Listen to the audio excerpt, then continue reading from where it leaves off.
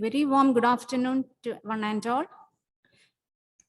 So today we have topic for discussion is basics of RBC and platelet histogram. The section has been credited with credit hours of 30 minutes by Kerala State Medical Council.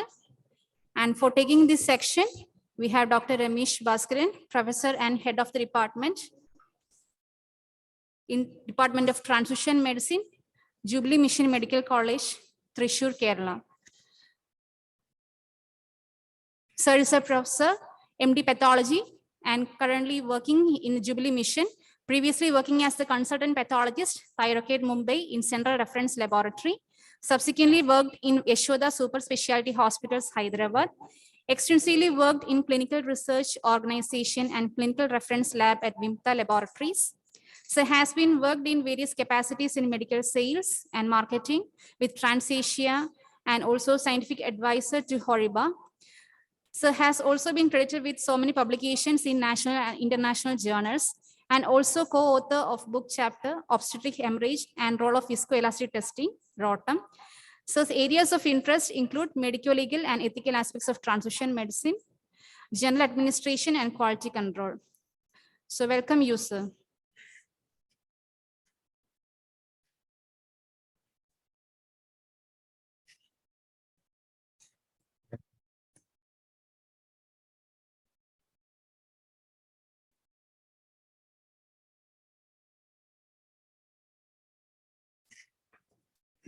A very good afternoon.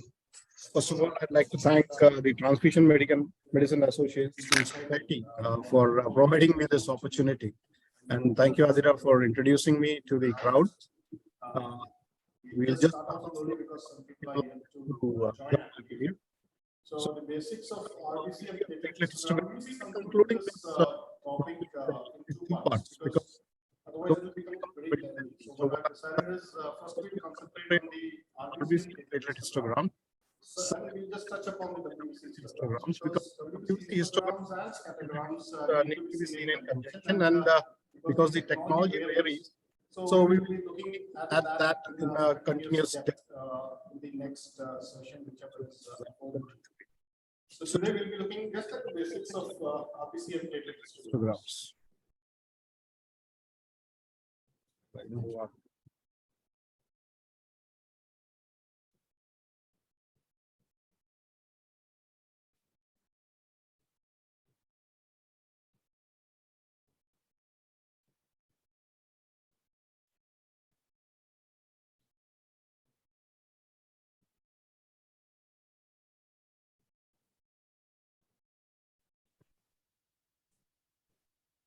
All right. So, like Albert Einstein mentioned, that whatever you count, what should matter. It's not that concept to be counted and not the thing that can be counted. So, count what you need, and the other things need to be overlooked. So, what is important needs to be counted, and that is what exactly has been done by the hematology analyzers over the years. They've been able to specifically count what is required for us in terms of interpreting the blood sample into the analyzer. Now, Walter H. Coulter was the one who first applied the Coulter principle, or you might say the impedance method of counting. And we should be glad that he did that because it made life much more easier for all the hematologists and the technicians subsequently over years. He initially developed this technology for the Navy, US Navy, because they were using paints to paint their warships. And as you know, in the Navy and the Army, everything has to be perfect. So what they were observing is that the paints were of different hues, and that was not acceptable to them. So what they did is Coulter went and told them that maybe it could be because of the particle sizes in the emulsions. So he decided that he could quantify them, and that's how he developed this technology. And subsequently, when applied to the cell counting methods, this method of impedance technology came up. So we should be glad and we should be thankful to Walter Coulter, because that's the basic principle after which all the companies develop their own methodologies, but everything on the Coulter principle. So what we did is slowly we are all transitioning from the manual cell counting to the automated cell counting. and how we did this and what are the advantages and disadvantages. It is not that the manual counts have a complete disadvantages compared to the automated cell counting. Automated cell counters also have a lot of issues which are there, although the technology does help us in reviewing smears and reducing the amount of slides reviewed and all that. But let us see what happens when they are. So when you look at manual counting, the major errors which happen, despite having a very trained or a very competent staff or a pathologist or a translation medicine specialist looking into it, there are a lot of errors which are fraught. Actually, this technology, the manual method is involved in. These are the identification errors, wherein what happens is, some people might confuse cells which are there, and especially if you're a young upcoming guy or maybe somebody who's not experienced in the hematology smear reviews, you might confuse some cells like small lymphocytes to nucleated RBCs, or some ghost cells which are there which might be counted. Or you can misidentify the chronic myeloid leukemia spectrum. The myelogram can be misidentified and the counts would be wrong. This happens because of identification errors. The second is the distribution errors. What happens is, when you're manually preparing, like if you see this slide, you can see that there are a lot of platelet clumps. So obviously, when you try to count, you will get a wrong count. So the distribution errors are because of the inherent technique which are there, or it could be because of the sample itself. Something in the sample like EDT agglutinins or something like that, for example, might cause distribution errors when you're looking at the smear. And if you're not a person who's actually trained or does not have the time, you might be looking at 200, 300 slides a day if you are completely manual. So that time, what happens is these distribution errors cause a wrong or erroneous report to be generated. Last is variability, like interobservable variability, or even when I'm observing it myself over a period of time, there can be a lot of variability, and the coefficient of variation amongst counts, amongst different variations are pretty high for some of the parameters. So automation actually takes care of all this, because automation, we are looking at, say, around 20 fields, 30 fields, or 100 fields, or some 250 RBCs, and then we are doing some manual counts for WBC or platelets, trying to judge it. But in automation, they are examining a huge number of cells. So the coefficient of variation and the accuracy of the counts are very high. The CV is low and the accuracy is pretty high. So that is taken care of by automation. But then automation, you can have a large number of samples. Like you said, if your workload is too high, you don't want to be sitting reviewing smears. So that time automation definitely plays a big role. Secondly, in automation, you can get some parameters which are actually calculated, which are again dependent on some of the parameters, which might be again giving you a wrong report. Automation takes care of that. You get advanced parameters. In today's analyzers, you get almost everything, like percentage of different types of populations of cells, and extended hemograms, which can give you say a 7-part differential or an 8-part differential, depending on the parameter in use, and some research parameters also. So that advantage of automation definitely plays a big role in trying to transition from manual to automated counting. Apart from the cost, now the cost is something which you need to work out on your own laboratory, how cost effective and feasible it is to go for the different types of automations. You might not necessarily need a 5-part. You don't have a big sample. So automation definitely has advantages when it comes to comparing with manual counting. Now, if you look at the basic hematology analyzers, everybody knows that we call it 3-part or 5-part, depending on the differentiation of the WBCs. The rest of the RBC indices and the platelet indices are common to the 3 and the 5-part. Some of the indices are there which are upcoming and new, which will be available in the higher end automated analyzers. Now, we call it 3-part and 5-part because depending on the differentiation. Some 3-part analyzers will club the granulocytes together. They'll give a lymphocytic mix, or the monocyte and the mixed populations of eosinophils and basophils will be counted. Apart from that, you get a 5-part, which just gives you the basic 5-part, and 7 and 8-part, which add the different parameters which are of clinical importance, like the immature granulocytes or abnormal and atypical cells, which will be flagged by the instrument. Still, even though they give you a count in terms of an absolute count as well as a percentage count, still it entitles a smear review. So you cannot really make away with the pathologist, but it definitely helps you in concentrating of samples of importance rather than sitting and reviewing everything else. So hematology analyzers basically 3-part, 5-part, and nowadays you can call it 7 or 8 or whatever parts they keep extending the parameters. Now coming to the principles which are there basically. So when you look at the principles which are there, basically it's electronic impedance, which is a particle counter. So it will not give you an enumeration into the cell structure or the internal complexity, but it will give you about the size, the volume, and the count. So electrical impedance is basically a particle counter. So you want to count the particles. So mainly it is used for enumerating the total counts like RBC count, platelet count, and the WBC count. Then we have radio frequency, which uses DC or AC currents.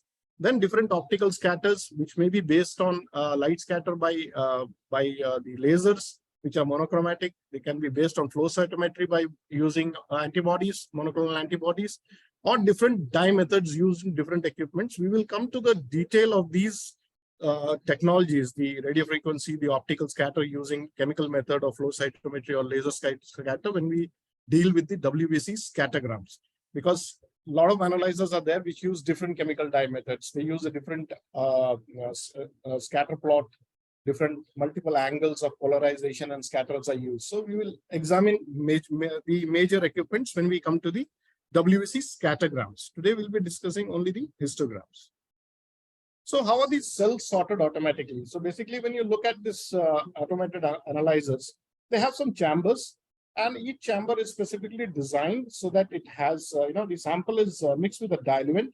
And if you require some cells not to be there, like the RBCs might interfere with the WBC count, or the platelets might be interfering with some other counts. So what you have is a diluent which dilutes the sample.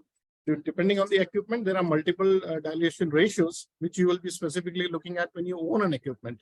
And then that is important when you have some samples of very high linearity or very low linearity. You need to know about the dilution and how you can adjust that. That will depend on your individual thing. Then you have, in the 5 parts, you have differential chambers. And in the 5 parts, you have other chambers, like for retic, you might have for a basophil chamber. So all these things will have different diluents and lysers used. So depending on the equipment which you're using, you will have those diluent packs and those lyser packs. So basically what we want to see in the RBC and the WBC and the platelet, so you'll have these different chambers. Now let's see how it counts. So electrical impedance, I'm sure everybody knows about this. Basically what it counts is the cell count and the volume of the cell. Now you know that the cells are poor conductors of electricity. So when there is a gradient across an aperture, there's a fluid which has got its own conductivity. So whenever this poor conductivity particle is passing in a single line, what happens is it generates a resistance. So the basic law of resistance is applied here. So whenever it passes through that, it will generate a pulse which is directly proportional to the volume as well as to the size of the cell, as well as the number of cells passing through that particular aperture. Now, all these internal pulses which are there inside the equipment, there is a part which is called as the oscillometer. Oscillometer basically looks at the frequency of the pulses. Once the frequency of the pulses are channelized, it will convert it into a histogram, which is a particle distribution. So a histogram is generated via the oscilloscope, which again depends on the number of the pulses and the height of the pulses which are generated in the impedance chamber. So this is how it basically works. It's basic physics, and I think everybody would have understood what it means. Once your cells are passing through, it will create a disturbance in the conduction which is there. That will generate a pulse. Now, depending on the volume of the cell and the cell numbers of cells which are passes, different pulses are formed. These go into the oscilloscope. The oscilloscope will then finally convert these electrical signals into a histogram. And that is how your histogram is being generated. Now, optical scatter, we just discussed in basically what it does is a light is passed through, and there are the basic physics principles which are applied. That is reflection, refraction, absorption, and scattering. All these things will be directed onto different photo diodes. And from there, again, the data is collected and changed into electrical impulses. And that's how this optical scatter. We'll come to optical scatter. What are the side scatters? What are the forward scatters? What are different types of forward and side scatters when we deal with the scattergrams? So for the histogram purpose, it's not that important. Radio frequency, like I told you, if you want to check the volume, what it does is it sends a radio frequency wave which falls onto the cell, and in a DC current, it is proportional to the volume or the size of the cell. Again, it uses an alternating current, which again reflects the internal cell ratio. These two, like I said, is converted from the pulses which are generated, is converted into a differential plot or a scatter plot. That we'll see when we read the WBC scattergrams. So, like I said, you should count what matters. Now, how we do that? Now, if you look at this these pictures here, you can see that at one place, you know, so I put it like Domino's offering a free pizza, and you see the number of people coming. Would you be able to keep count of this crowd? You will not be able to keep a count of a crowd because it's masked, it's jumbled, and there might be people who are taking two pieces when there is only one because the person can't keep count of it. Or if you look at the other picture, you can see that it's a two-way street, but some vehicles are going that side. Some vehicles are still trying to turn back because there's a block. So if you're there standing and trying to count the number of vehicles which have passed through that particular point for a survey, you'll not be able to do that. Secondly, you see this toll plaza. What happens is, instead of one car passing, there are two cars are passing. Now, if all the toll plazas will be counting the number of cars which are passing through. Now, probably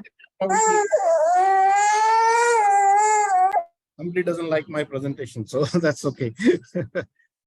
Okay, so if you look at this, so the car passing would not be counted as two cars. It will probably be counting as a single car, or maybe if it is looking at volume, it might be counting as a bigger car.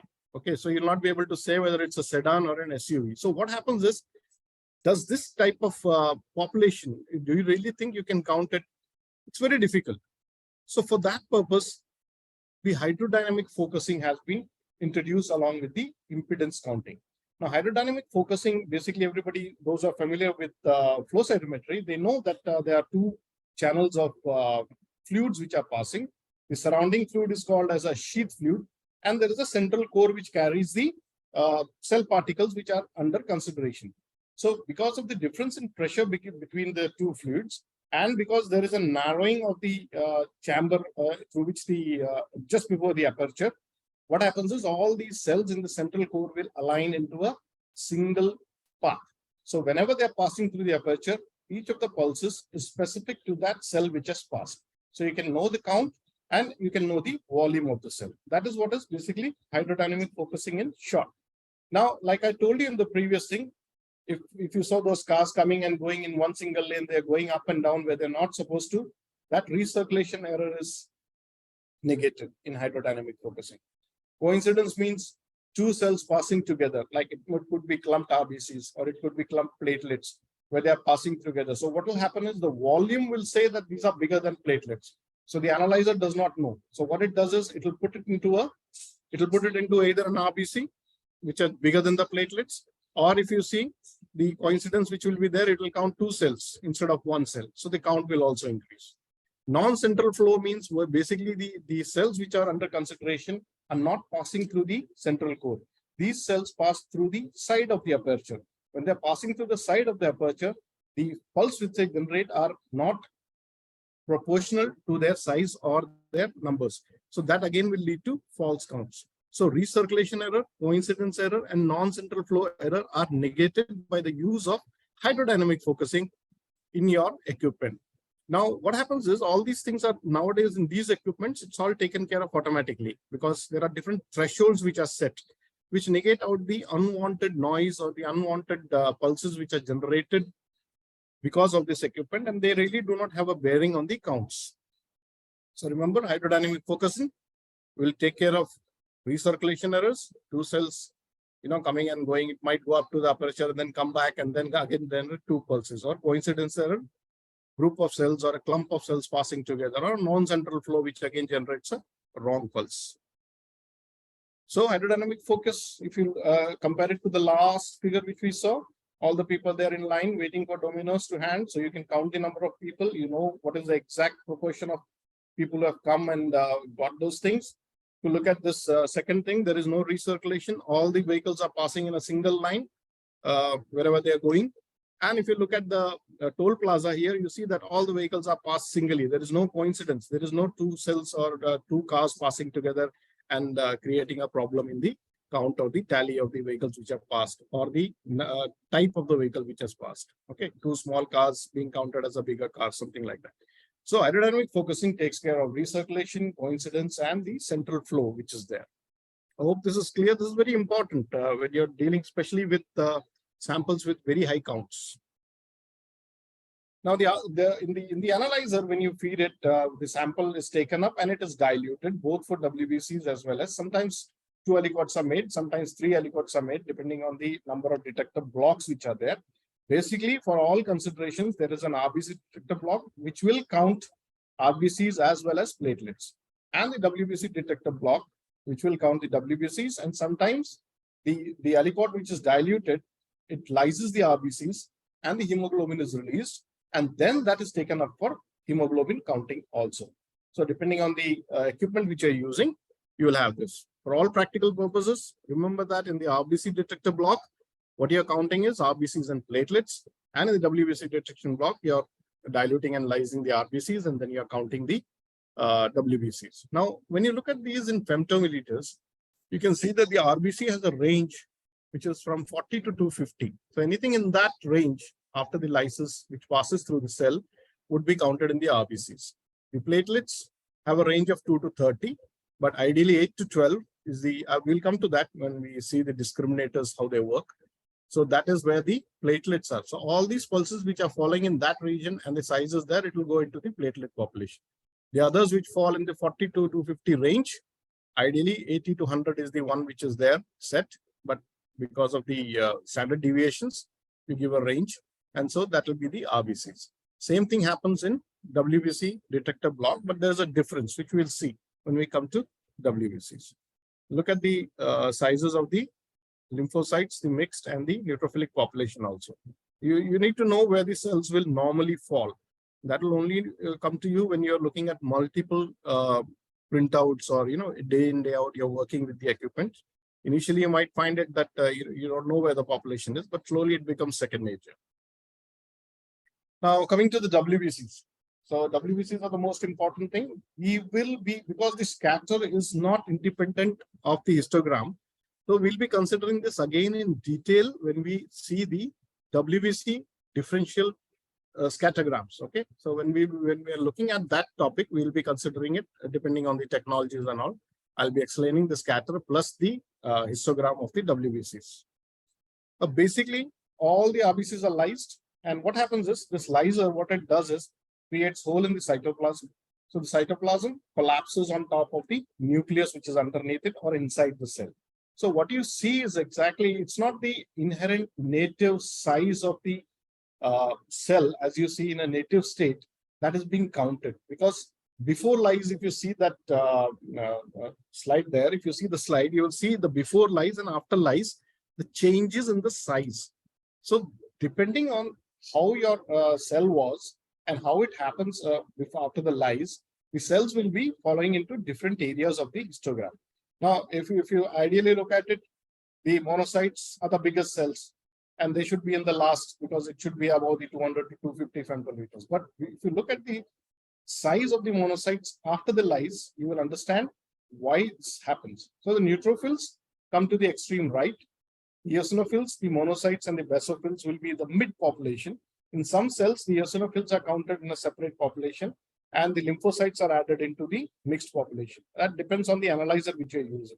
But for all practical purposes, I would prefer somebody to give me a good count about the neutrophils and the lymphocytes and a mixed count about the monocytes, basophils, and eosinophils, because you don't get too many cases where these will be raised. You're more concerned about the neutrophils and the lymphocytes. So I would prefer a lymphocytic differentiation, a neutrophilic differentiation, and a mixed differentiation. But that's your own personal choice. So after lyse, like I told you, the lymphocytes will be the smallest because the nucleus is the smallest, and the cell, when the lyse is added, it will become a very small dot-like thing. So that is at the extreme left. Then you have the monocytes, basophils, and eosinophils, which fall between the 60 to 140 range. So that will come as the next population which is counted. And the neutrophils, because of their internal complexity of the multiple lobes which they have, the entire cell membrane will be folded on top of that, but those appear as the largest cells. So don't compare it with the size of the neutrophils and the basophils should fall, as per your this thing, that it should fall as per the native state size. No, it's the analyzer lyses the cell membrane, creates a cell which has got only a nuclei mostly, and then that is counted in the particle counter. So hope this is clear. You should know where the lymphocytes and the neutrophils and all fall in your scattergrams. So basically what happens, there are discriminators. Discriminators are nothing but partitions. They can be fixed or they can be floating. So what it does is these partitions, they move along the cell pulses which are generated, and then they delineate the.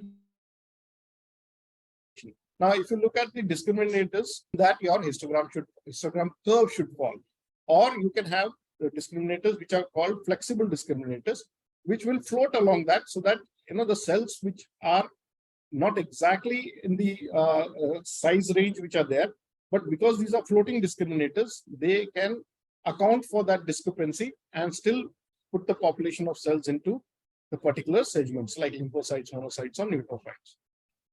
Platelets.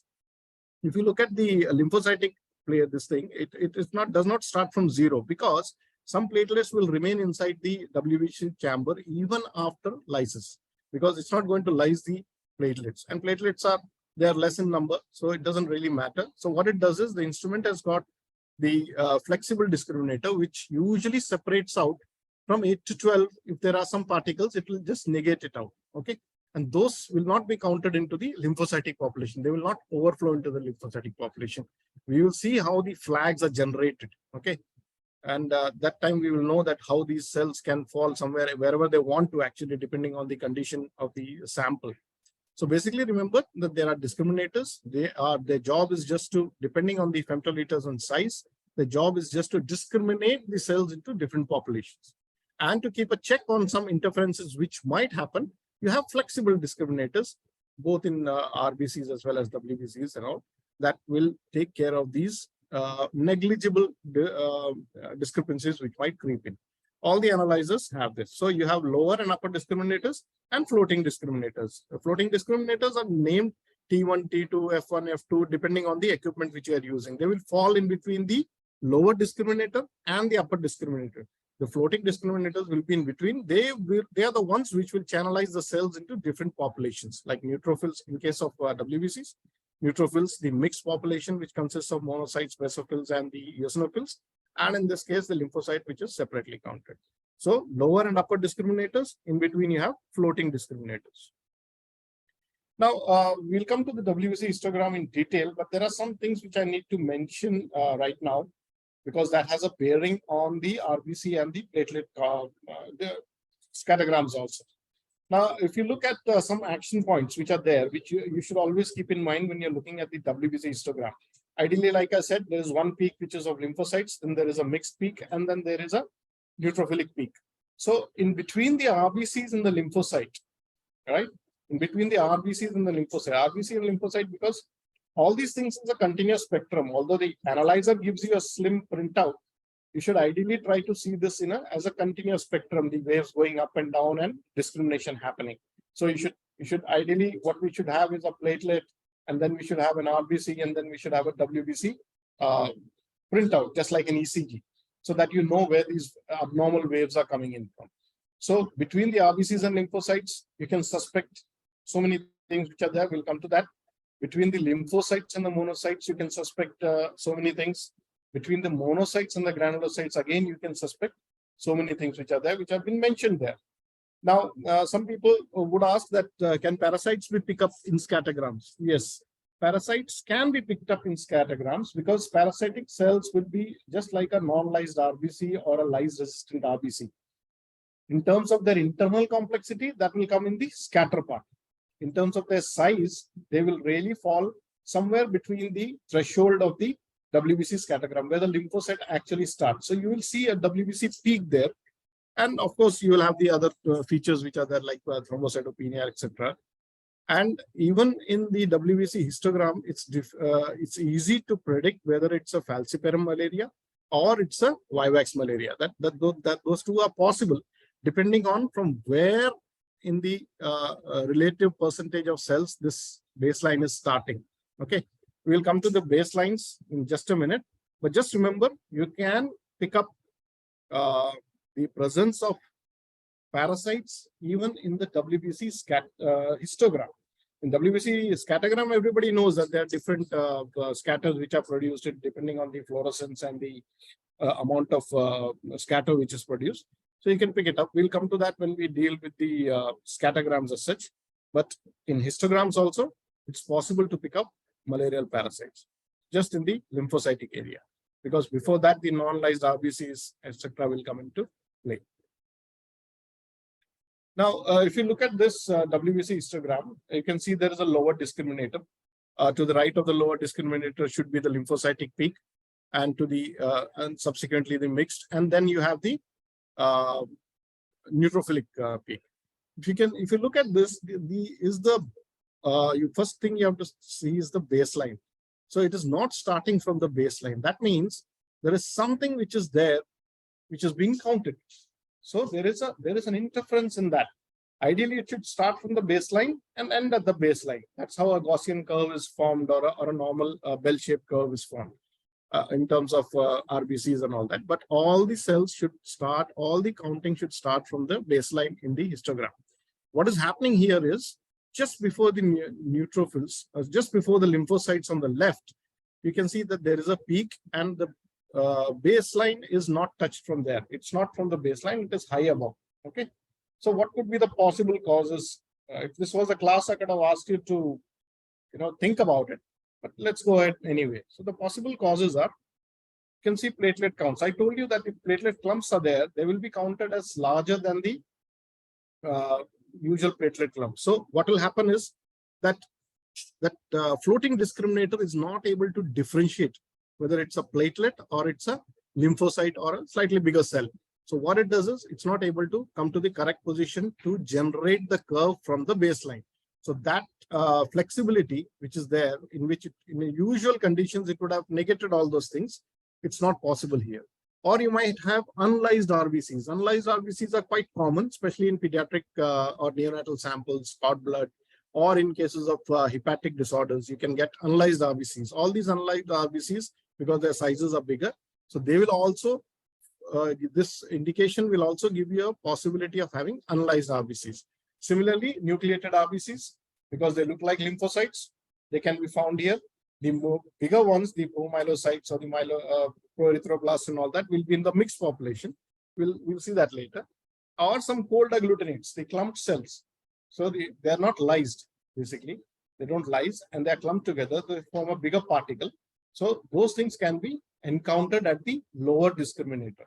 So what you have to think is cells which are smaller or equal to the lymphocyte, but larger than a platelet and a RBC. So those things will form a definitive peak at the left side of the WBC histogram. In this case also, if you look at the peak which is there, secondly, the baseline is not starting from the baseline, so that means there are some things which are smaller than the lymphocytes, some interfering like platelet clumps or unlysed RBCs, etc. Lastly, if you look at the neutrophilic curve, it is not touching the baseline at all. So what could it be? That's because the cell counter has not been able to count all the cells. This is extreme leukocytosis. So when there is extreme leukocytosis, the cell counting is not finished inside the chamber. So what it does is it cannot come to the baseline. So it's giving you an indication that there are some things which are there which have not been counted. So extreme leukocytosis, what you need to do is you have to, again, you can pre-dilute the sample with isotone which is there, or whichever dilute you're using in your equipment, and then you can run it and then multiply it by the dilution factor. Again, if you look at this one, there's a valley between the host area which is there, like I told you, there is a floating discriminator which is there, and the small leukocytic area.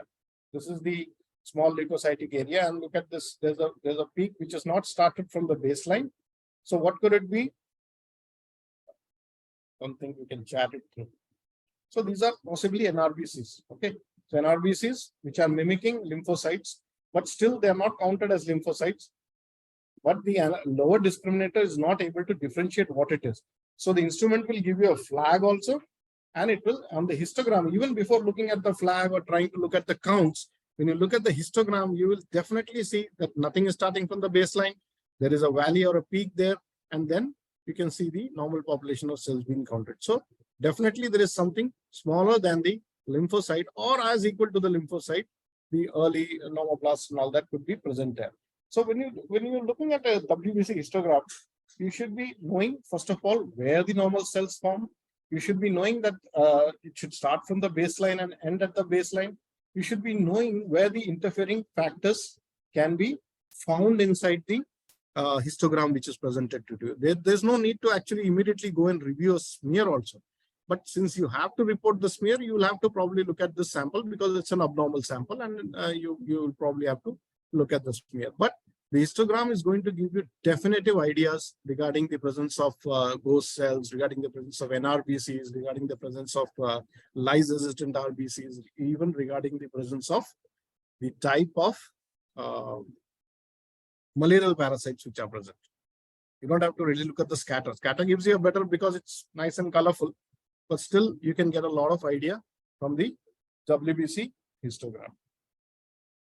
So what happens is this, everybody knows when you look at the counts, it will be the total count will be falsely high. So you will have to do a smear review and correct the total count for the number of RBCs seen.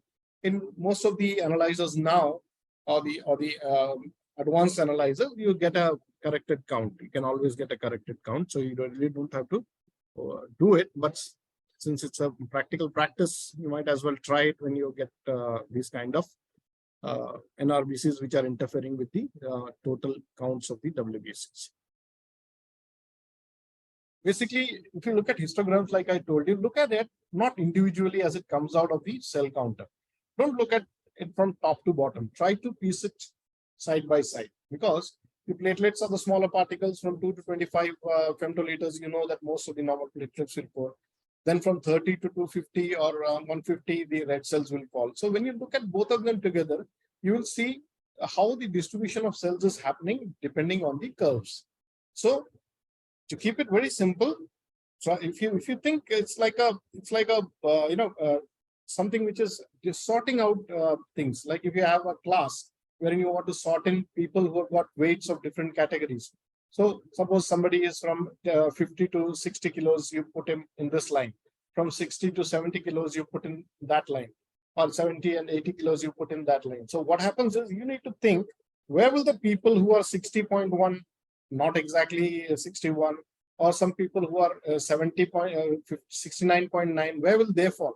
So ideally, they should fall into a population on the right or the left. Similarly, this happens inside the platelets as well as the RBC histograms when you look at them together. So what you will find is there is an overlap. This is the platelet lower discriminator. All these things are there to, like I told you, to get rid of the inconsequential particles which are there. It could be a background noise, or it could be some contamination which has happened. It will fall here. Then your platelet count will start. But here you see there is an area which is overlapping between the RBCs and the platelets. So this is where you need to think something smaller than a normal RBC and something bigger than a normal platelet. So when you think on those lines, it's easy to identify the curves which are present. Suppose this platelet curve is going like this, and it's not touching the baseline and then continuing. Actually, it continues into the RBC histogram. Like I told you, see it together. So that means there is definitely something here which the analyzer thinks is bigger than a platelet, but smaller than an RBC. Similarly, on this side also, if it is not starting at the baseline, because this is going to continue like this, you cut it from here, it won't start from the baseline. So there is something here which is smaller than the normal RBCs and bigger than the platelets. We'll come to that. Okay. So try to keep it, don't see it from top to bottom. Try to place it side by side. Now we'll come to the RBCs. So RBC histogram, it's basically dependent on the curve which is there. It should start from the baseline, end at the baseline. From this curve, the MCV is generated, and the RDW, when it is normal, you get a normal histogram. The hemoglobin may or may not be normal because there are normochromic, normocytic anemias also. But the MCV and the RDW is generated from the relative number of cells inside the RBC chamber. and the histogram it produces. So it starts from the baseline, ends at the baseline. There is a range, like I told you, 50 to 200 to 25 femtoliters. Everything is a RBC, a normal RBC. So when the population is homogeneous, homogeneous means all the cells are similar. There is no anisocytosis. So the RBC curve will show a Gaussian distribution, just like in any other statistical correlation we do. The normal distribution is Gaussian. So anything which falls between the 60 to 250 femtoliters will be considered as a RBC. The range is given 60 to 125, but the normal range is given as 60 to 125. The area of the peak is used to calculate the RDW. Okay, now if you look at this, there's a 20% cutoff which is here. Okay, this peak height perpendicular down will be the MCV, and this is the RDW, the red cell distribution width, which gives you an idea about the homogeneity of the sample. This gives you the idea about the mean corpuscular volume. So from the peak top down to the bottom, if you look at here, it will be somewhere around the 70 or 80, 85. So that's a normal MCV. RDW is the maximum distance between the baseline, lower and upper curves. Okay, we will come to that. Basically, it's a normal distribution in a normal sample. So MCV, like I told you, this is the MCV. Starts from the top, you take 100% as the normal, and it starts from the top and it comes down to the bottom. That is the MCV, the perpendicular line from the peak to the base. So normally all the RBCs which are there in a normal RBC histogram will be located between that 60 to 125 or 55 to 125, depending on your equipment. So that's how the RDW is generated through the histogram.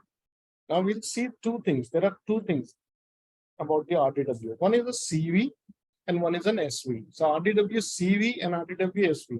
There's a lot of conflicting evidence about whether SD is better or CV is better, but still people consider SD as better because the RDW SD CV is a calculation which is based on, again, on the MCV. So anything which affects the MCV can affect the RDW CV. Whereas the RDW SD is not taken from the base of the cell. What it does is this 20% cutoff is there to negate any interferences from, say, the aperture might have a problem or something like that. Or on the left side, you might get some microcytes, microcytic cells, which at 20% are not clinically significant. So, or on the right side, you might get bigger cells. It's not touching here. So all that is negated out. So the RDW SD is calculated at 20% of the curve.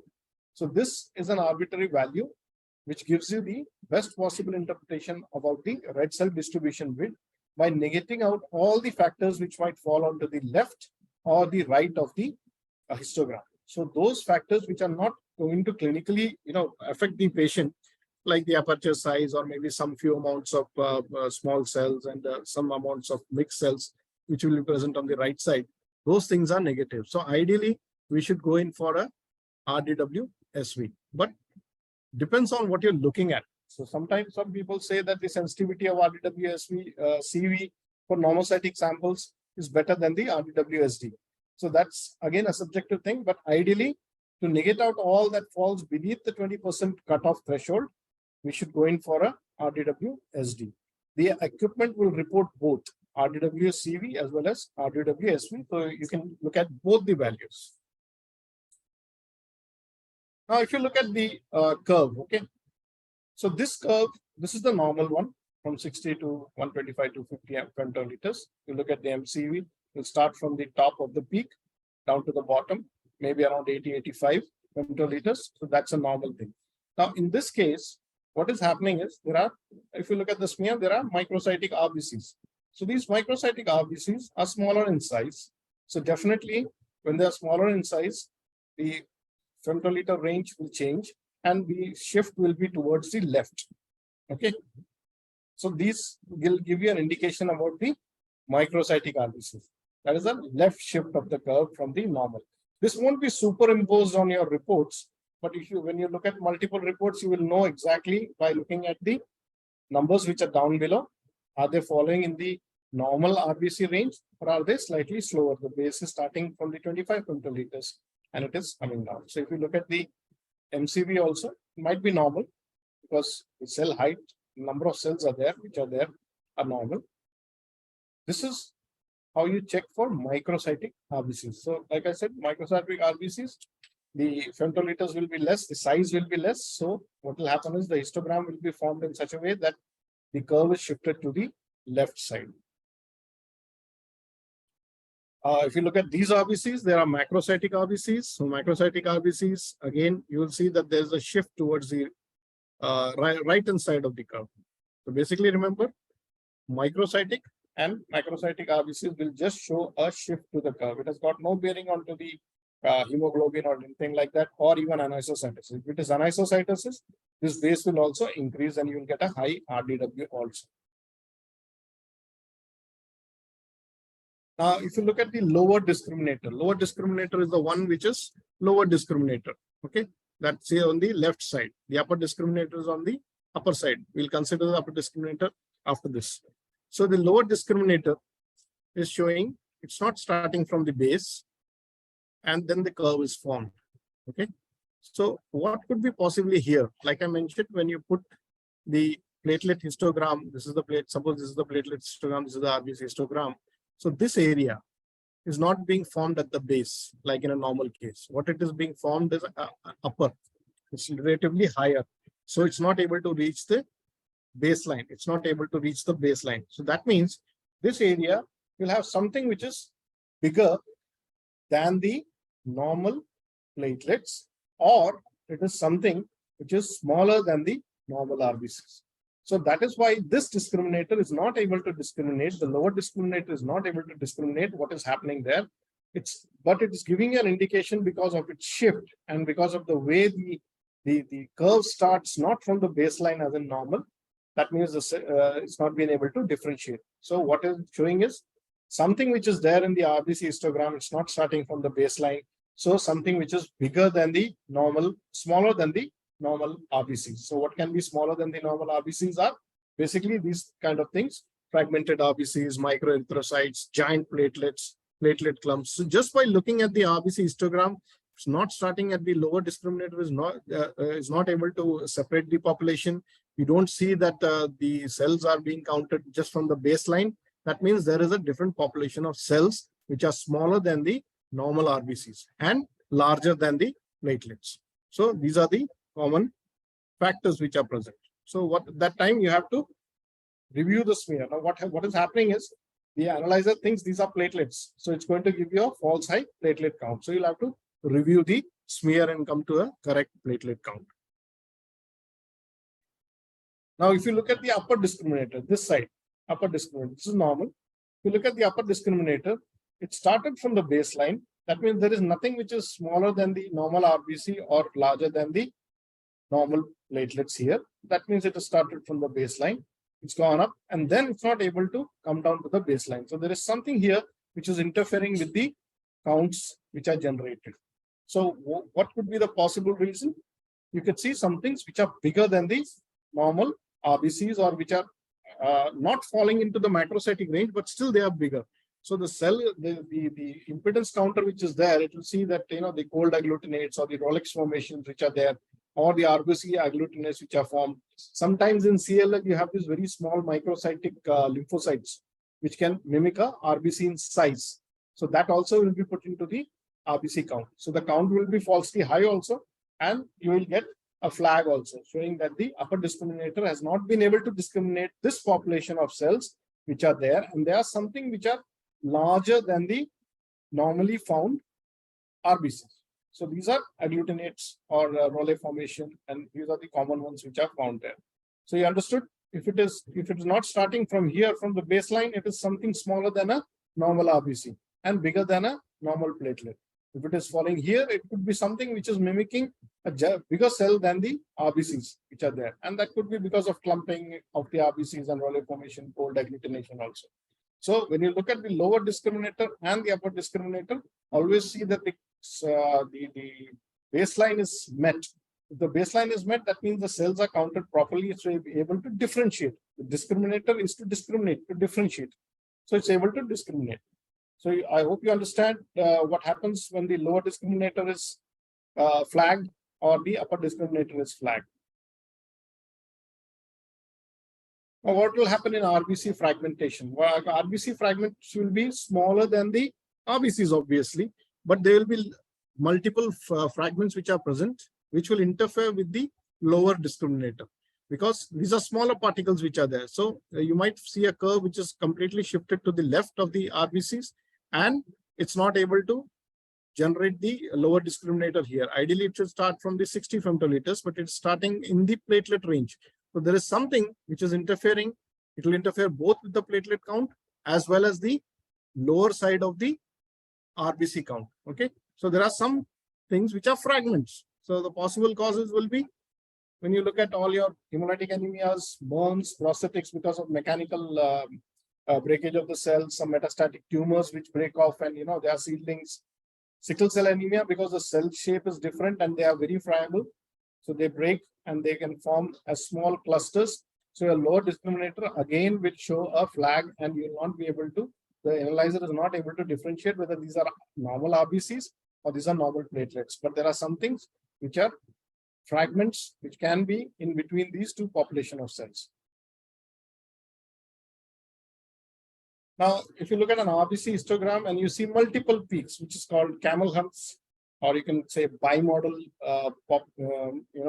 histograms, bimode histograms or something like that, you will see that the analyzer is able to count the cells. Okay, it's counting the cells from 60 femtoliters onwards. It's gone up, it's coming down, trying to finish up. Then it encounters another population of cells. So it forms another peak. So once these two peaks are formed, it is touching the baseline. So the count is complete, but it is showing you the possibility that there are two different populations of cells. Now, what is happening is, if it had touched down here and counted as a single, the RDW would not have been this broad. Why the RDW is broad? Because when you have two populations of cells, you say you have anisocytosis. Okay, so RDW here, along with multiple peaks, will indicate that there is a high degree of anisocytosis, and there are two populations of RBCs present inside the chamber or inside the sample. So what are the possible causes? For us, it is post-transfusion. That's the most important. If you immediately take a sample, you will see this kind of curve. You can try it when you next issue a RBC sample, because we are considering that all our samples are normal, because of our donor screening and all that. So ideally, they should be normocytes. You transfused it to a person who is severely anemic. Try to get a sample and check it out. You can see it for yourself, or you might be also getting it from your wards and all that. So check for these multiple peaks when you have patients who are post-transfusion. Then you can have iron deficiency plus vitamin B12. So one is a microcytic anemia, the other one is a macrocytic anemia. So when these two populations are mixed, there is a huge amount of anisocytosis. When there is anisocytosis, your red cell distribution width will not be normal. It's not a homogeneous population. So what will happen is your RDW will be high. Along with your RDW, because you have macrocytic as well as microcytic cells, your analyzer will give you a camel hump or the bimodal peak. There will be two populations of cells. So it's not able to differentiate.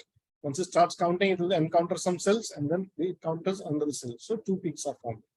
So an extreme leukocytosis sometimes creates this type of, in some studies it has been found that extreme leukocytosis also can produce interferences in the RBC chamber. Maybe it's because they're not lysed or something like that. Ideal recovery. Now, when you're giving, obviously, when you're giving, like I told you, when you're giving somebody a treatment, it can be hematinics, it can be anything like that. When you're giving them treatment, so the normal population of cells will be thrown out into the circulation. But you will have the existing microcytic cells. So microcytic plus a normal population. It's not a homogeneous population. There is anisocytosis. RDW will be high, and two populations of cells will be seen. So this is in short about the RBC histogram. What you need to remember is, should start at the baseline, should end at the baseline. That means it's a homogeneous population of cell and the cells are entirely counted. If it is not starting from the baseline at the lower end, that means before that is a platelet count. So that means there is something which is, it's already counted the platelets. Next is trying to count the RBCs. But in between it is, encountering something which is smaller than a normal RBC, but larger than a normal platelet. So all those conditions which we just saw will be giving you a clue as to what is there in the present. Third is this population of multiple peaks. Multiple peaks is nothing but a non-homogeneous population. They'll have different types of cells which are present. the RDW will be high because of the anisocytosis, and the histogram will give you a bimodal peak or a camel hump peak. Now, if you look at this case, clinically there was no anemia. The smear showed only mild anisocytosis, which is again subjective. Some people, even if they see 2 or 3 or 4 or 5 microcytes, they will say normocytes present, microcytes present, everything is present. Every sample will show 1 or 2 abnormal cells, some elliptocytes or some pencil cells. You don't have to necessarily report them, because it just confuses the physician. So in this case also, it shows only mild anisocytosis. If you look at the RBC indices, the RBCs were normal, the hemoglobin was normal, the MCV was normal, the hematocrit was normal. So ideally what we think is, we really don't bother. But if you look at the RDW, it was high. So the RDW was high. The patient has no clinical anemia, but there is mild anisocytosis. It can indicate this RDW even before clinically apparent or apparent on the smear. If the RDW is high, you should really do some iron studies. You should not think that the smear is okay. It's just mild anisocytosis, and you really don't have, because every smear you see will be, first line will be mild anisocytosis. Okay, whether it is there or not, we don't know. So the analyzer is able to pick it up much earlier than any other, even clinical. So when you're looking at this, don't just say that your analyzer is giving you RTW, say 16 or 17, or it's okay, everything else is normal, this will be normal. No, you need to investigate that patient. Probably it's an earlier, early iron deficiency, and you can treat him, isn't it? This picture, clinically, he had apparent anemia. Okay, there was the smear showed severe hypochromia, anisocytosis, microcytic picture. All the indices were low. RDW was high. So obviously, everybody knows this, what it's going to be. There is a characteristic shift to the left, and all these cells are, not exactly starting from the 60 to 70 range. So there are microcytes. So this is advanced ID, right? If, like I told you, if you see 2 populations of cells, they will constitute the already existing microcytes plus the normocytes, which they're starting from the normal range. So you have this population under the green, which has got a 60 to 100 MCV, which is normal. But you have cells which are already existing, which are microcytic. So this is a bimodal population. You can see in the background the normal curve. This is a bimodal population, small cells. So it's rising here, then again it encounters a population. So you have 2 populations of cells, which are pre-existing microcytes and the newly formed normocytes. This could be recovery from IDA. Like I told you, when you give transfusion or you give hematinics, all these things will add to the normocytic population as well as the existing microcytic population. So there you get this camel-shaped hump, and you know that this population which is falling in the normal MCV for normal RBCs, these are the ones which are normocytes, and the existing ones are the old microcytes, which will slowly what will happen is the RDW will keep on decreasing as the anisocytosis keeps on decreasing. The normocytes will take predominance, and the curve will again shift back to normal once the patient is treated. So it gives you a very good idea about what is the condition of the patient, right? And you know what are the types of, when you look at the femtoliter range, you know what are where the normal cells fall and the abnormal cells, or the microcytic cells in this case, fall. This is again, if you see this part, what you see is a small hump here. Okay, not exactly a camel hump, but if you see this population is totally different. So it's probably something which is falling like this.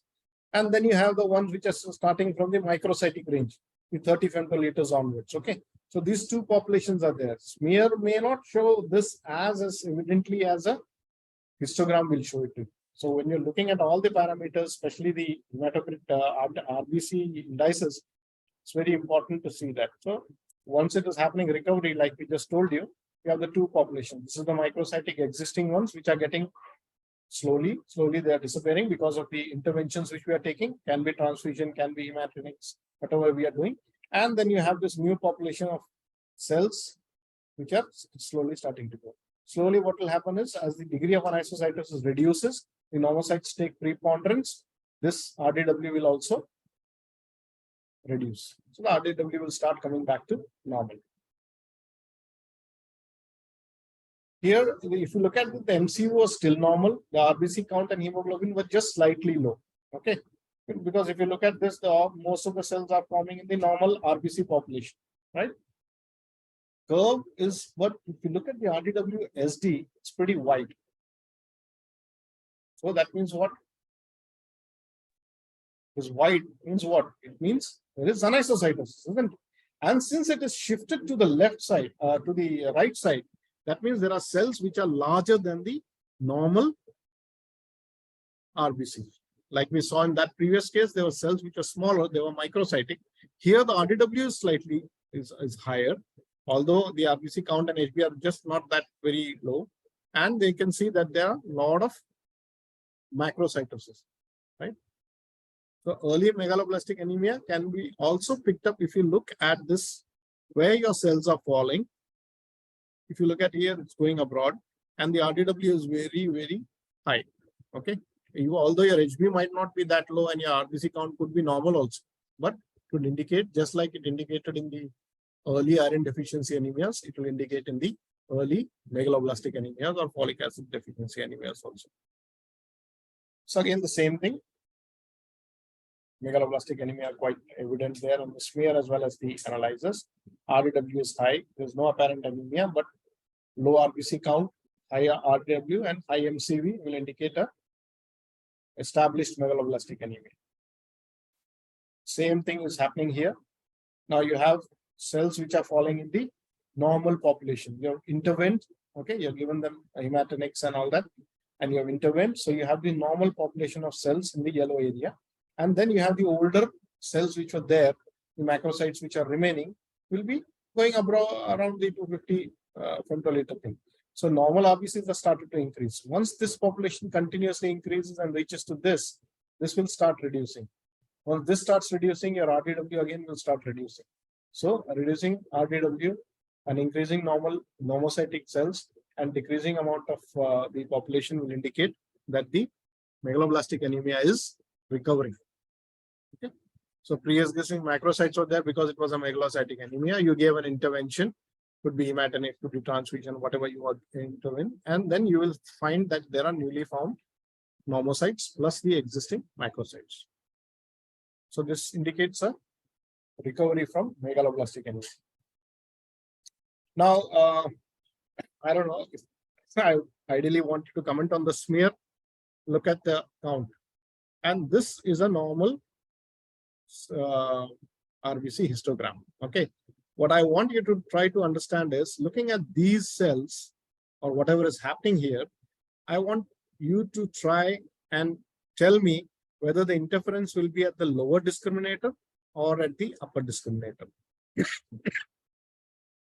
Look at the RBCs are low, MCV is high, RDW is high.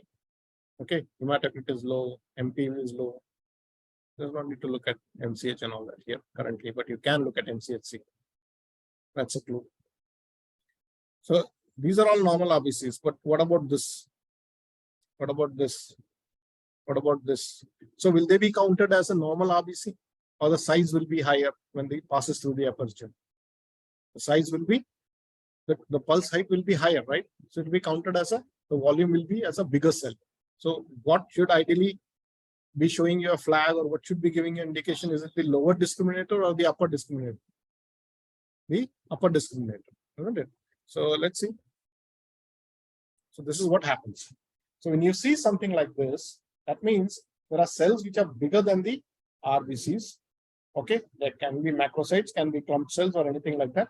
But you should know where this will fall on your histogram.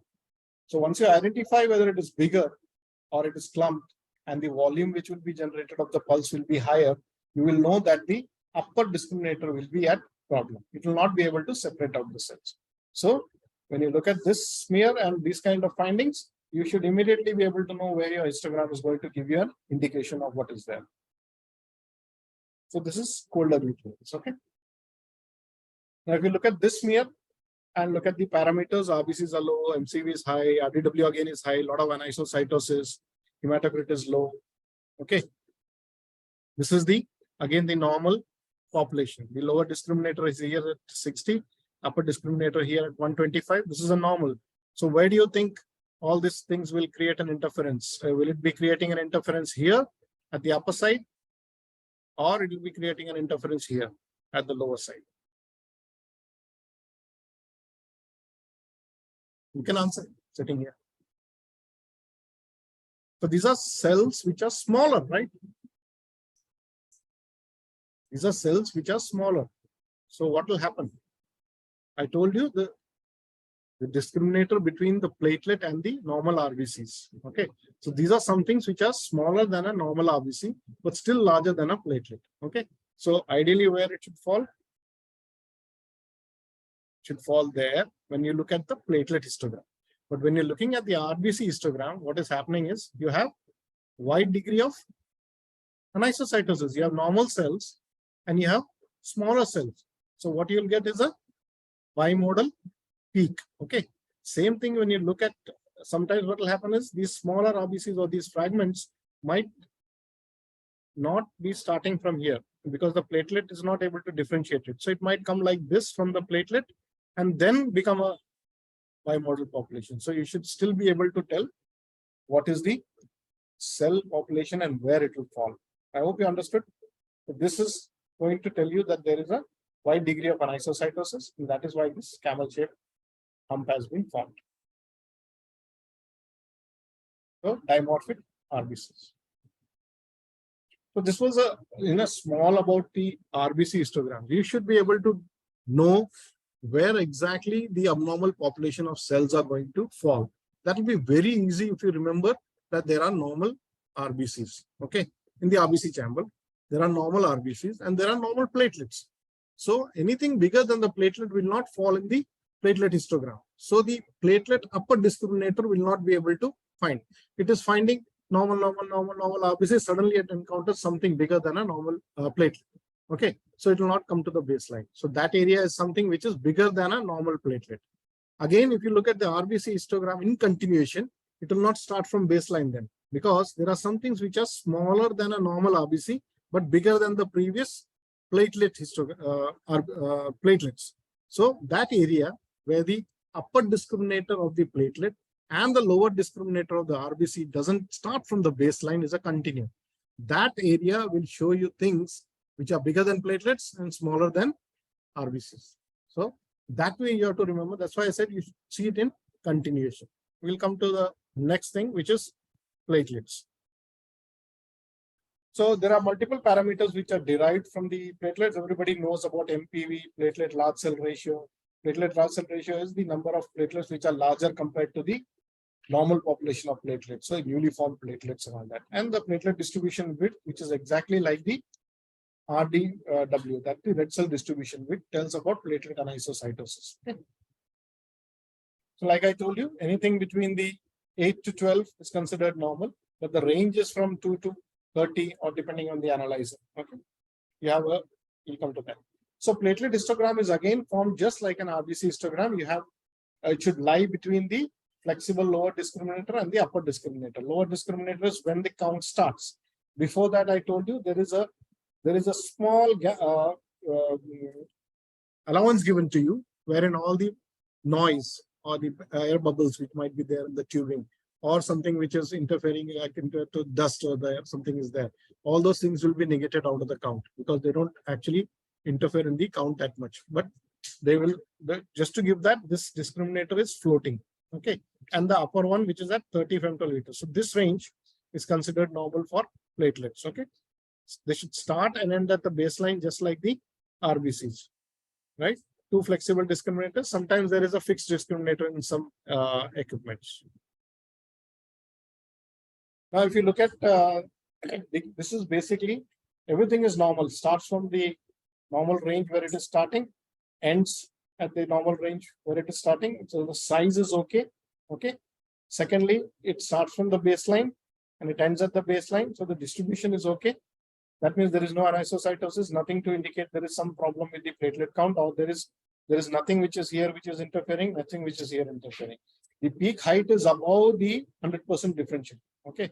So when it is above, that means there are more number of cells. So this is a case of thrombocytosis. You see multiple number of smears. You know how to count it on a peripheral smear. You can check it with your manual count. Same thing, you see that the peak is, this is a normal peak at 100%. This is a very small peak, but it starts from the baseline, ends in the baseline. It is within the measurable range for normal platelets. So no anisocytosis, no disturbance from the RBCs which are lying here. Nothing is there to disturb it from this side. So it's a normal curve, but the number of cells are less. So it is a thrombocytopenic curve. It is not going up towards the 100% differential. That means it's not up to the this is the number of cells. Okay, this is and this is the size. So when the peak is at half of that, that means the number of cells are less. Again, I told you the lower discriminator and the upper discriminator, just like the RBCs.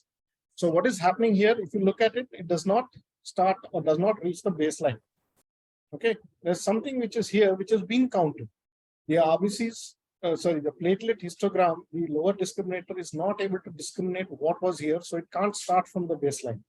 Okay, it's ending at the baseline, but it can't start from the baseline. So there is something here which might be smaller than the normal platelet. So you need to think what could be smaller, which is interfering in the count. So what could be the possible causes?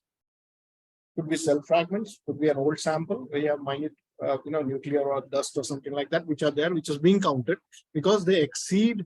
See, there is a preset line here. Okay, so below that it's not counted, but if it is above that, the discriminator cannot discriminate. So that preset line is the allowance, like I told you, it's given at every histogram, so that unwanted things are not necessarily flagged because they are not clinically significant at that count. But if it is above that, the discriminator cannot really differentiate what it is.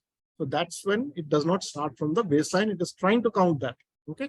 So what could be the things which are smaller than the normal range for a platelet? Can be bacteria, can be contaminated reagents. You have not checked your QC of your reagents is very poor, or your maintenance of your lab is poor. Your dilute is all contaminated.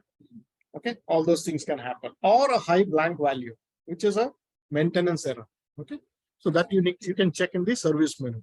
So all these things you should be aware of, that these can cause the baseline not to be touched at the lower discriminator. That means the lower discriminator has encountered something which is smaller than your platelets, but still it's counting it as some amount of cells. Okay. Coming to the upper discriminator. So this is starting at the baseline. It's gone up. The number of cells are adequate. It's not thrombocytopenic. It's coming down, but instead of coming down and touching the baseline, again it encounters something here. And these are, now if you look at the RBC histogram, it will be side. So do you think the RBC histogram will start from the baseline? It won't start from the baseline because there is something here which is between the RBCs and the platelets which is interfering. Okay, so like that's why I told you, see side by side. So that RBC histogram will also not start from the baseline. So you have two indicators. One is the RBC histogram is not starting from the baseline at its lower end, and the platelet histogram is not starting at the upper end. Okay, the upper discriminator is showing you a problem. It's not able to differentiate what is there. So it's set at 40% because that's to give you an allowance that it should not count unnecessary things and give you a flag. When it exceeds those preset limits, you can change those limits. When it exceeds those preset limits, then only it will give you an upper discriminator flag saying that I'm not able to understand, I cannot reach the baseline. There is something there which is bigger than these normal platelets. So we already discussed that. What could it be? It could be platelet clumps. Okay, these will be bigger than the normal platelets, giant platelets, or even from this side, the microcytic RBCs will be there. Microcytic RBCs or microspherocytes also can be there. Fragmented cells or dysplastic cells in MDS and all. These will be very pinpoint size. The central pallor will not be there. All these things will be smaller than a normal RBC, bigger than a normal platelet. So when you look at this platelet histogram, it's coming here, not able to differentiate these cells. Again, when you look at the RBC histogram, suppose this is the baseline, it's not starting from the baseline. From here, the RBCs are going to start. So it's again not going to start. Your lower discriminator there and your upper discriminator here indicate that there are things which are bigger than the normal platelets and smaller than the normal RBCs, which are platelet clumps. Most commonly, you have to see a smear, giant platelets, which can be again seen on the smear, microcytic RBCs or microcytic RBCs, fragmented RBCs, which are small particles cut out from the shared mostly because of the fibrinogen entanglement, and dysplastic RBCs because of the inherent condition of the patient. Same thing like we saw in the RBC histogram. You can see that there can be multiple peaks inside the platelet histogram. This is a degree of anisocytosis of the platelet. So your platelet distribution width here will be higher. Okay, like there the RDW was high, here the platelet distribution. So you can see that there are two types of platelets which are present there. Platelet transfusion or say recovery from chemotherapy. You have young platelets which have come out along with the older patients, and that indicates platelet anisocytosis. So you have to investigate in terms of platelet anisocytosis. Now, if you look at this smear and you look at the parameters, RBC is reduced, hematocrit is reduced, MCV is reduced, RDW is high, platelet is high with an asterisk. Okay, the instrument is not able to give you a correct thing. It can give you an asterisk saying that you need to probably check it. So why would it give you this? What are these? Histocytes or fragmentocytes, you can call it. Okay, so these are the cells which will be, where will it come? Where do you think it will come? Will it come here or will it come, suppose this is a platelet histogram, will it come here or here? So because they are going to be, these RBCs are going to interfere in the platelet count. Because like I told you, the upper discriminator is not able to differentiate what is this. Okay, and the RBC histogram again will not start from the baseline. So these are small cells or fragments of cells which are smaller than the RBC again, but larger than a platelet. So your upper discriminator here will not be able to touch the baseline. It indicates there is a different population of cells which are probably coming from the RBC population. So you can, when you have this kind of a smear, so what will happen is your platelet count can be wrong. Okay, and your RBC count, but because RBC counts are in millions, we don't usually go to correct them for some amount of cells which are seen. Okay. Well, hemolytic anemia, get fragmentocytes or schistocytes. Now, this is a case when you switched on the equipment, you put your first sample, it generated some error codes. These are for the probe inside the equipment, and it shows also a blank error. Okay, this is what you're seeing on the smear. What are these? You're posted in microvalue. Okay, so where do you think these things will lie? A platelet is given a blank error and all that. This is the platelet histogram if it is normal.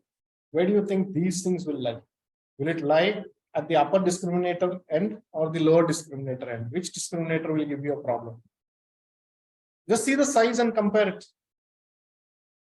So when you look at these are obviously they're smaller than platelets, right? So where will it give? Like I told you, there is an allowance given to you at say 10%. Below this, if it is there less than 10% of bacteria or dust or something is there, it's not going to give you a problem. It'll start from the baseline and give you the count. But if it exceeds that preset limit, it will count all these things and try to give you a flag saying that I'm not able to start from this baseline because I encountered something smaller than the normal range for normal platelets. Okay, so these things are bacterial contamination, maybe an old standing sample, or maybe I don't think any patient with septicemia will present like this, but still you have bacterial contamination. It can be because of the diluent also, it can be because the sample which was lying outside and somebody decided to run it. So you should remember that because they are smaller, the lower discriminator is not able to pick it up, and that's why it will give you an error code as well as a baseline which is not starting from the normal. So that indicates that there are populations which are present there which the analyzer is trying to count and give you a hint that these are smaller than the part. Could be particles, could be dust, could be a blank error. You need to run a blank and do a probe check and do a count again to negate the blank. That is the maintenance part of it. Now we'll come to some interferences. We already discussed all this, but some things which we need to discuss. So if you have a hemolyzed sample, only thing you can do in hematology is run it with a fresh sample because it will give you false low RBCs and hematocrit and all that. You should not ideally report a hemolyzed sample. Okay. some analyzers are there now, the advanced ones, which do a degree of check for the hemolysis, which is present depending on the hemolysis scale. And they're able to tell you whether you can report these values or not, instead of trying to again get a fresh sample, which is not a good thing. But still advisable is, if it's a critical patient, go in for a fresh sample. Now, if you look at all these cells, what you'll get a false low RBC count, because all these things will be counted as platelets. Because will be falling in the platelet. So your platelet count will be wrong. Okay.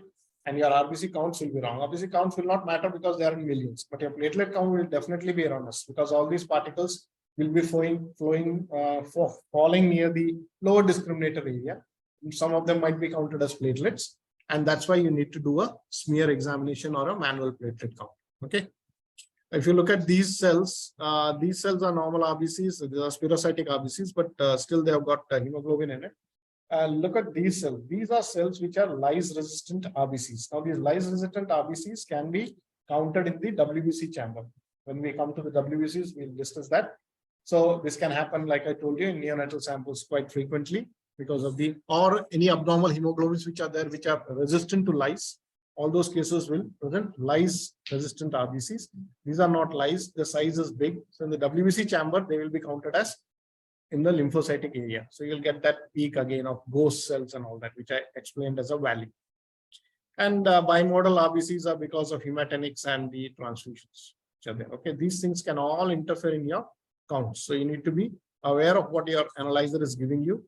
If it is reportable, you can report it. If not, you'll have to go in for a fresh sample.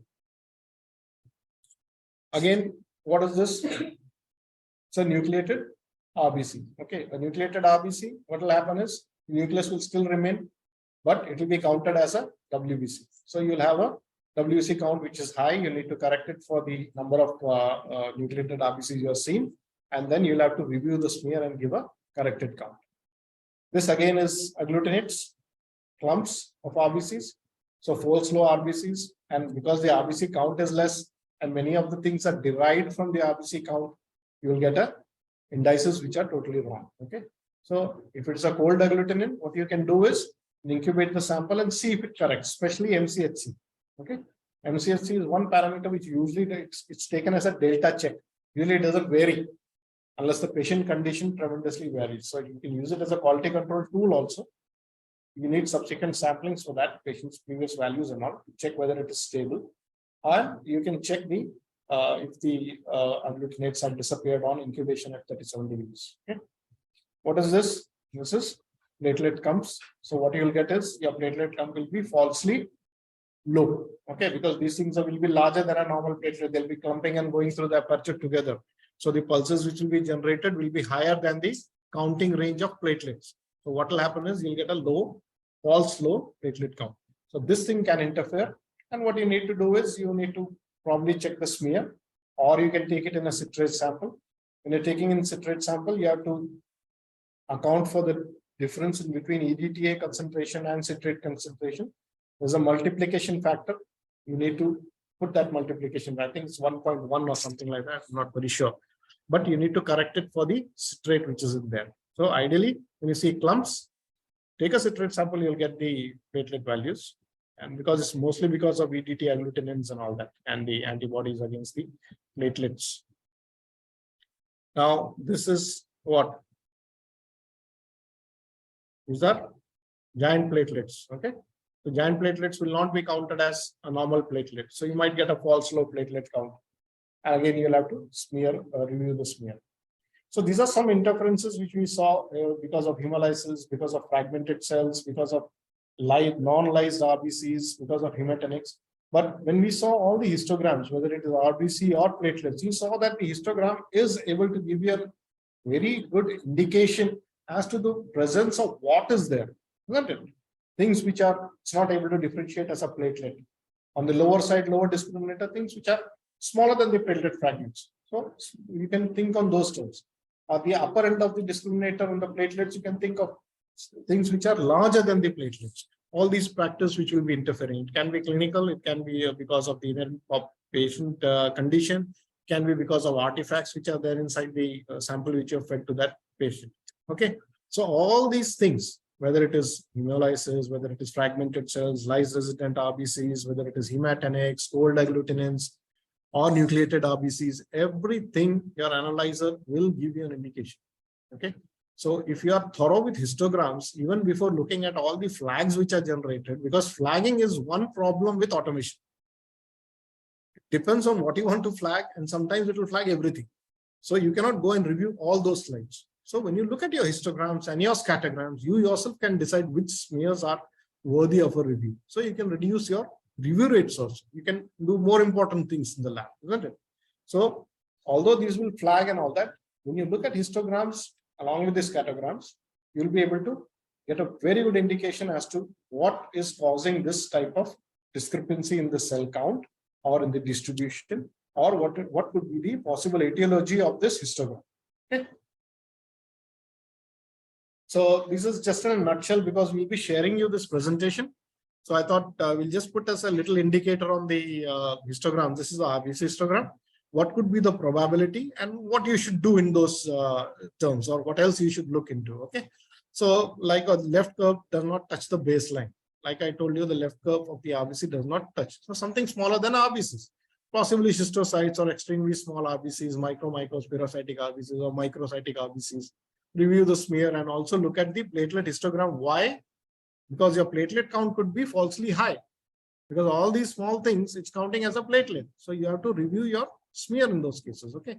Similarly, bimodal, we explained bimodal in both in terms of platelet histogram as well as RBC histogram.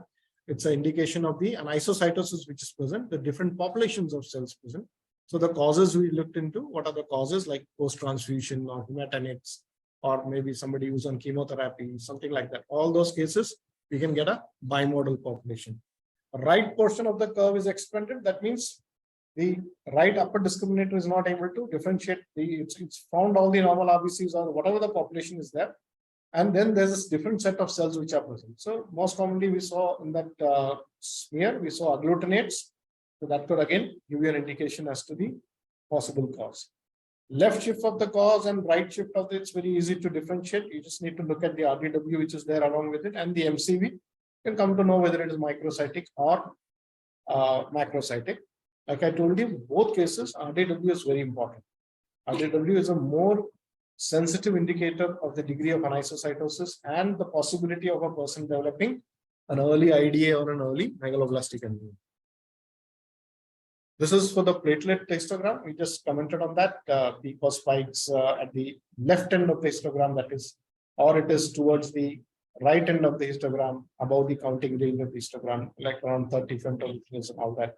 Or a bimodal, it could be because of cytoplasmic fragments, could be because of platelet transfusions, indicates a degree of platelet anisocytosis. Okay, we have to review the smears there. This is something which you can keep as a ready reckoner. You'll be, all the parameters have been given here, like what happens when there is interference in the hemoglobin, there's interference in the MCV, RDW. Nothing to do much with the daily work, but when you're troubleshooting on your histograms and all, you can keep this as a ready reckoner.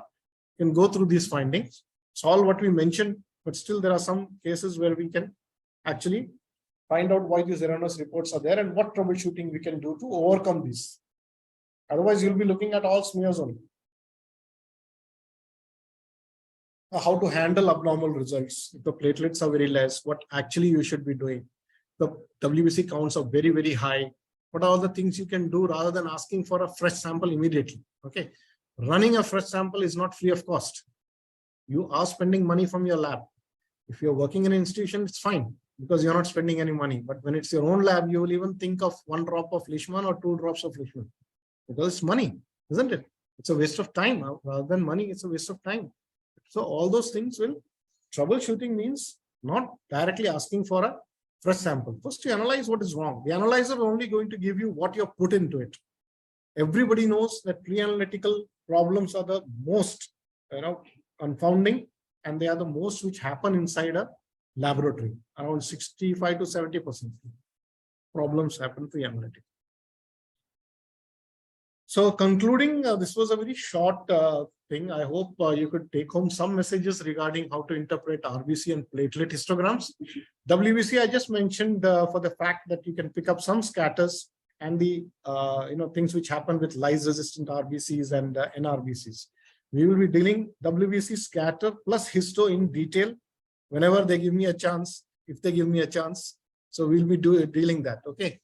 So remember one thing, no analyzer is a diagnostic tool. It's just a screening tool. It screens to reduce your workload. It screens to allow you to review important smears with samples to analyze and all that. So it's not a diagnostic tool. You will have to correlate with all the other factors, the flags which are generated, the other values which are generated in all the histograms and the printouts which are there. You should know how to correctly interpret, and you should also know the limitations of your analyzer. Some analyzers may not be as sensitive. Some thresholds may not be as sensitively set. So you should know what are the limitations of your analyzer. You should know what is the linearity limits when it is counting, when it can count. If the samples are too high, leukocytosis, will it give a correct count? Thrombocytosis, will it give a correct count? All those things, the accuracy, the precision, all those things you should know. Those are the limitations of your analyzer. You can't expect the analyzer to be holding your hand. You're the one who's supposed to hold the analyzers. Okay.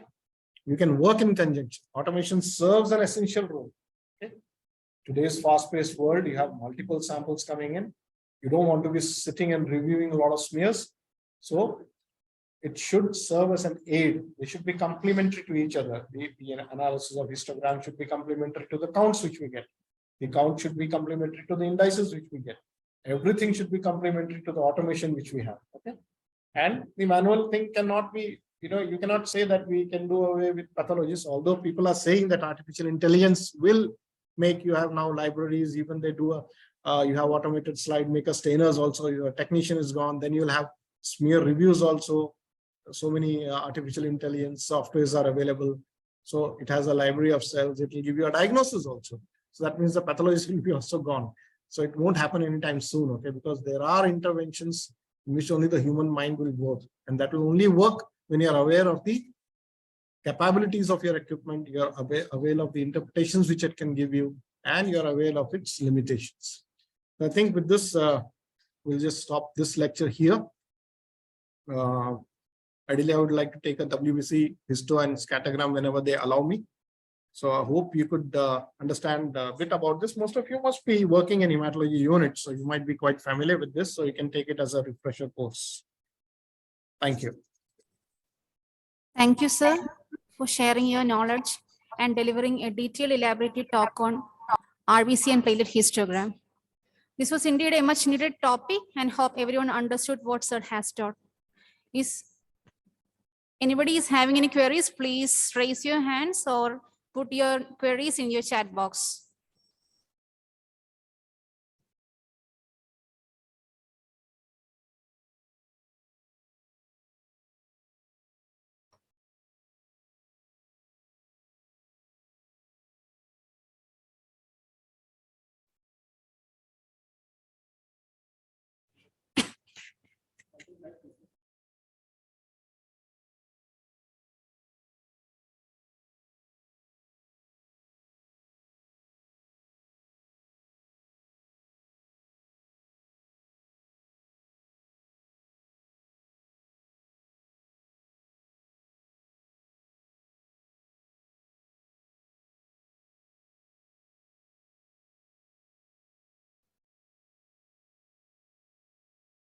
If any queries, please raise your hands.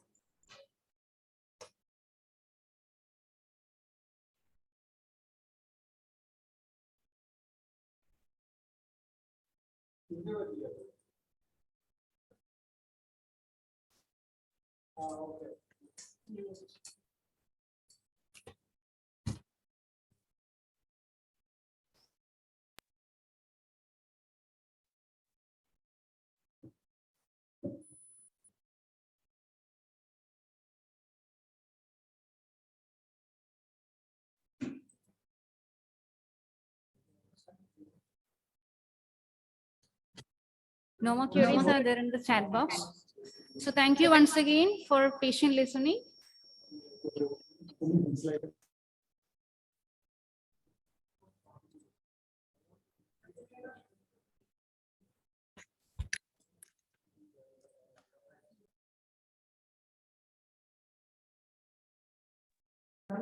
Certificate links has been shared in the chat box. Please fill the certificate link so that you can get the certificate after the program.